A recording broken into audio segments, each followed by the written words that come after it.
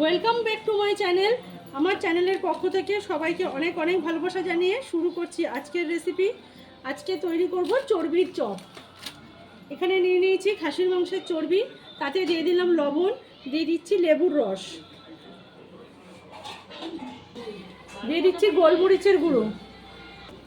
এই নুন, লেবুর রস আর গোলমরিচের গুঁড়ো এটা মাখিয়ে রেখে দেবো প্রথমে 10 মিনিট মতন। এখন ভালোভাবে মেখে নিয়েছি। আমি কিন্তু এখানে চর্বির পিসগুলো এইভাবে বড় বড় আকার করে কেটে নিয়েছি। এই দেখুন, এই সাইজের করে কেটে নিয়েছি। তাতে নুন, লেবুর রস আর গোলমরিচের গুঁড়ো মাখিয়ে রাখলাম। এরপরে আরেকবারও ম্যারিনেশন করব। 10 মিনিট পর আবারও এর মধ্যে দিয়ে দিচ্ছি 1 চামচ আদা রসুন বাটা, দিয়ে দিচ্ছি 1 চামচ কাঁচা লঙ্কা আর ধনে পাতা বাটা, এর মধ্যে দিচ্ছি সামান্য একটু জিরের গুঁড়ো। এবারে সব দিয়ে ভালোভাবে মেখে নেব। ধনে পাতা বাটা দেওয়ার কারণে কিন্তু চর্বির যে একটা গন্ধ আছে সেটা কিন্তু লাগবে না, আর টেস্টটাও কিন্তু খুব ভালো হবে।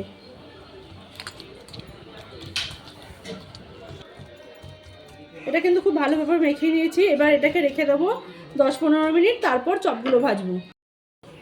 দেখুন, চর্বির বড়াগুলো ভাজার জন্য কিন্তু কড়াইতে দিয়ে দিয়েছি সাদা তেল। তেল কিন্তু গরম হয়ে গেছে। এবার বড়াগুলোকে, চপগুলোকে আমি ভেজে নেব। তার জন্য এখানে কিন্তু আমি বেসনটা গুলে নিয়েছি। কিছুই না, যেরকম চপের বেসন গলে নুন, হলুদ আর সামান্য একটু লঙ্কার গুঁড়ো দিয়ে বেসন গুলে নিয়েছি। ঠিক যেভাবে চপের ব্যাটার করেন ঠিক সেভাবেই বেসনটাকে আমি গুলে নিয়েছি। এটা আপনাদেরকে দেখাতে ভুলে গেছি। এবার যে ম্যারিনেশন করা যে চর্বিটা আর ছিল, সেই চর্বিগুলো এবার একটা একটা করে এই বেসনে ডোবাবো। ঠিক যেভাবে আমরা চপ ভাজি। দেখুন, বেসনটা কিন্তু একটু মোটা করে গুলতেন, যাতে চর্বির গায়ে বেসনটা ভালোভাবে লেগে যায়। ঠিক এইভাবে নিয়ে এবার এই গরম তেলের মধ্যে ছেড়ে দেব।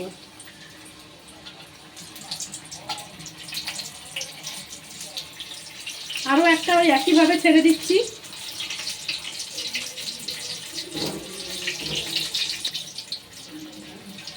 দেখুন, চর্বির বড়াগুলো কিন্তু একদম বেগুনের মতন ফুলে উঠছে।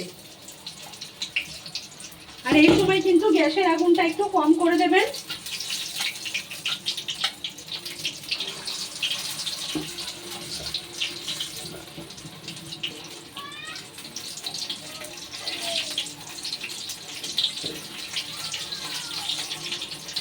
দেখুন, এগুলো কত সুন্দর ফুলে উঠেছে।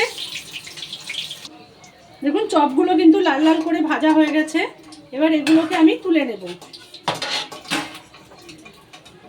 দেখুন কত সুন্দর একদম লাল লাল করে আর কিভাবে ফুলে উঠেছে।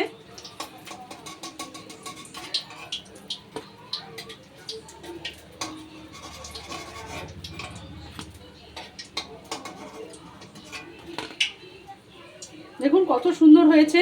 বাকি চর্বির বড়াগুলোও কিন্তু একইভাবে ভেজে নেব।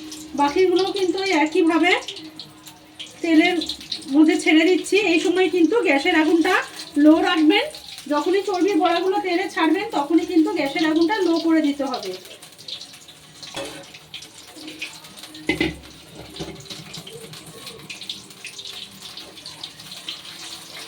ওই একইভাবে উল্টে পাল্টে লাল করে ভেজে নেব। তৈরি হয়ে গেছে কিন্তু আমার চর্বির চপ রেসিপি। এভাবে কাঁচন দিয়ে আর পেঁয়াজ দিয়ে সাজিয়ে গরম গরম পরিবেশন করুন চর্বির চপ। রেসিপিটি ভালো লাগলে চ্যানেলটি সাবস্ক্রাইব করুন, লাইক, শেয়ার, কমেন্ট করে পাশে থাকুন। সকলকে অনেক ধন্যবাদ।